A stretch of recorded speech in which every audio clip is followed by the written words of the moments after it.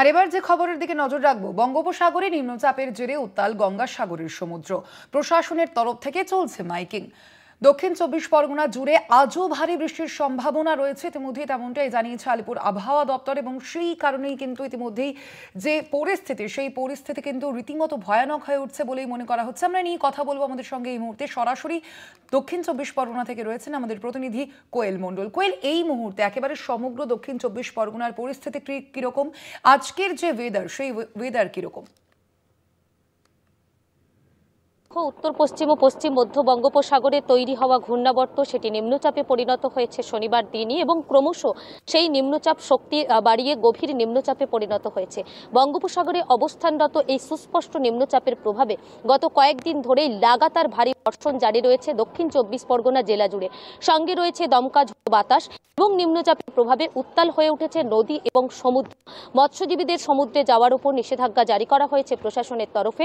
সেক্ষেত্রে সুন্দরবনের বিভিন্ন উপকূল থানার পক্ষ থেকে লাগাতার জলপথে এবং স্থলপথে মাইক প্রচার করা হচ্ছে।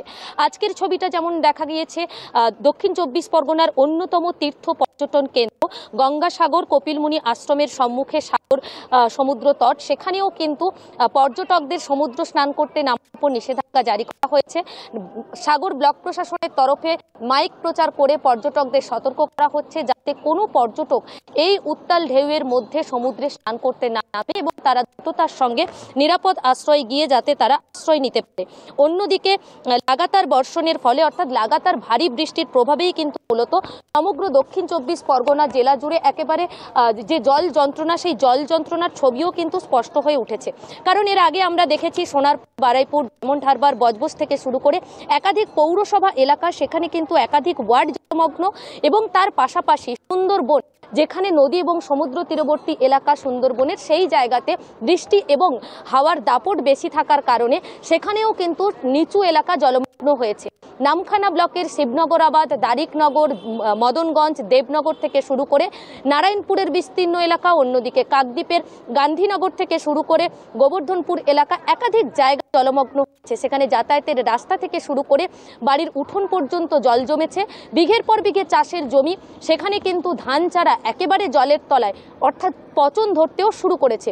স্বাভাবিকভাবে একদিকে জনজীবন যেমন থমকে গিয়েছে এই নাগাড়ে ভারী বর্ষণের ফলে, অন্যদিকে চাষিরাও চরম দুশ্চিন্তায় পড়েছে, কারণ যেভাবে জলের তলায় ধান চারাগুলো রয়েছে সেগুলোকে রক্ষা করা কোনোভাবে সম্ভব হবে না, আর এক দুদিনের মধ্যে সেগুলো পচতে শুরু করবে। আলিপুর আবহাওয়া দপ্তর বলছে এই নিম্নচাপের প্রভাবে আজ দিনভর দক্ষিণ ২৪ পরগনা জেলায় প্রবল দুর্যোগ জারি থাকবে। ভারী বর্ষণের পাশাপাশি একেবারে কিন্তু দমকা ঝোড়ো হাওয়া বইবে। উপকূলবর্তী এলাকায় সেখানে ঝড় বৃষ্টির দাপট বেশি থাকবে। সুন্দরবনের বিস্তীর্ণ এলাকা জুড়ে সারা দিনই একেবারে কালো মেঘে ঢেকে থাকবে আকাশ। নামখানার ছবিটা তুমি দেখতে পাচ্ছ স্বর্ণালী, পুরোপুরি মেঘাচ্ছন্ন, বৃষ্টিও নেমেছে বিক্ষিপ্তভাবে, দফায় দফায় বৃষ্টি চলছে। এবং নামখানার হাতানিয়া দোয়ানিয়া নদী, সেখানেও কিন্তু একেবারে প্রচুর সারি সারি ট্রলার রয়েছে, যেহেতু মৎস্যজীবীদের সমুদ্রে যেতে নিষেধ করা হয়েছে। আর এই মুহূর্তে ছবি দেখছো, মেঘাচ্ছন্ন আকাশ, আর সেখান থেকেই কিন্তু প্রবল বর্ষণ শুরু হয়েছে। অর্থাৎ আবহাওয়া দপ্তরের পূর্বাভাস অনেকটাই সত্যি করে একেবারে বৃষ্টি জারি রয়েছে মঙ্গলবার পর্যন্ত। কোন দিকে যায় নজর থাকবে আমাদের সেদিকে। আপাতত ধন্যবাদ তোমায়। আমরা কথা বলছিলাম, আমাদের সঙ্গে সরাসরি ছিলেন প্রতিনিধি কোয়েল মণ্ডল।